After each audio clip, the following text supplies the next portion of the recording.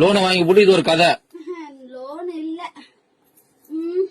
போடுறா சின்ன ஆளு பொண்ணு ஆந்தா கிடைச்சா சின்ன போடுறாங்க. காசு தானே பழகா. அம்மா இப்பவும் சொல்லற நான் உனக்கு குடுக்கறேன். குடுக்கறேன்னா யாரு எப்ப குடுக்கறது? பொண்ணுகிட்ட இப்போதைக்கு கொடுக்க முடியல. அவ ஆத்தா இன்னைக்கு நான் குடுத்துட்டேன், அவ நாளைக்கு உனக்கு கொடுப்பா.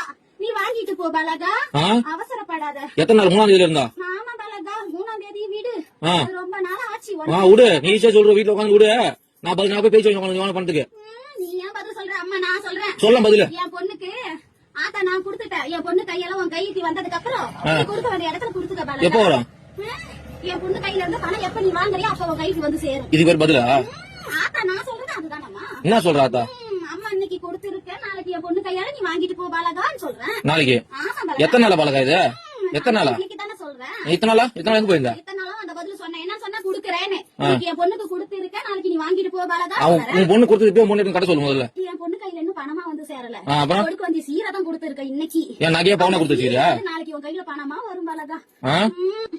வாங்கின கடனுக்கு தான் எங்க அண்ணனுக்கு நீயே வட்டி கட்டிக்கிட்டு வர தெரியாதா கோவிந்த்?